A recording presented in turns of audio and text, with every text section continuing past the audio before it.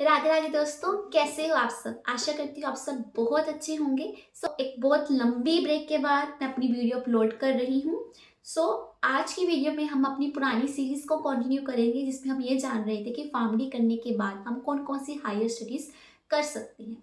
और आज की वीडियो में हम जानेंगे MPH डिग्री के बारे में। Without any further delay, let's begin with the topic.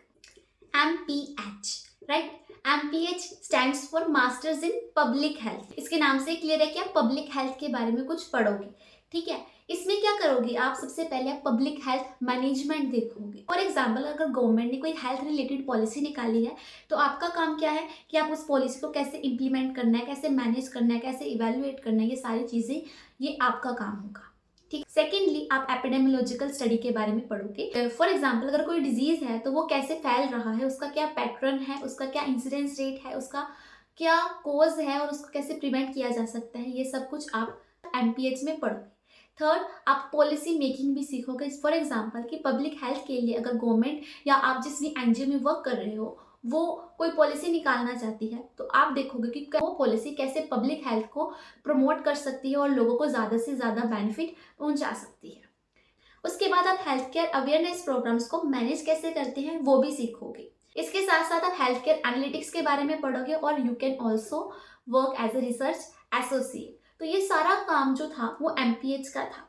अब बात करते हैं कि who are eligible to pursue MPH। Eligibility की बात करें, अगर आपने MBBS करी है, फार्मडी करी है, B.Pharm करी है, BSc नर्सिंग करी है, BDS करा है, BPT करा है, BEMS, BHMS और any health related field, for example biotechnology, environmental studies या माइक्रोबायोलॉजी, तो अगर आपने इनमें से कुछ भी करा है तो then you are eligible to pursue MPH। बात करते हैं एंट्रेंस के बारे में, तो कुछ इंस्टीट्यूट जो होते हैं वो स्पेशल एंट्रेंस एग्जाम्स जो है वो कंडक्ट करवाते हैं, वेल कुछ आपकी डिग्री के बेसिस के ऊपर आपको एडमिशन दे देते हैं। इट डिपेंड्स कि आपको कौन सी यूनिवर्सिटी या इंस्टीट्यूट में एडमिशन लेनी है, उसके अकॉर्डिंगली आपका एंट्रेंस एग्जाम होगा।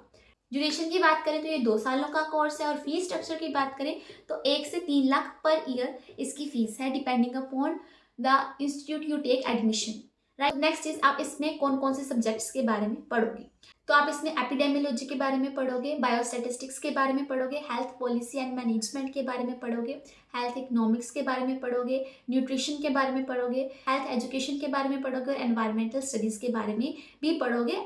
तो अब अगर हम बात करते हैं जॉब्स के बारे में, तो यस, गवर्नमेंट जॉब MPH के लिए अवेलेबल है। You can work in ICMR, WHO, UNICEF, depending upon your field of interest. You can join NGOs also.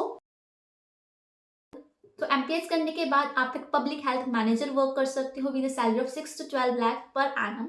Secondly, you can work as a epidemiologist with salary of 7 to 14 lakh per annum.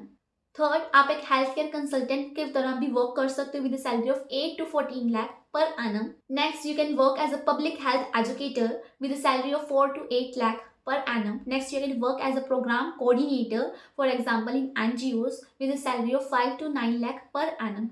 But one thing you have to keep in mind that आपका experience किसी भी field में आप जाओगे तो वो matter करेगा। जैसे जैसे आप एक्सपीरियंस गेन करोगे आपकी सैलरी जो है वैसे ही बढ़ेगी। ये था हमारी आज की वीडियो के बारे में। तो मिलते हैं अपनी नेक्स्ट वीडियो में, तब तक के लिए बाय बाय।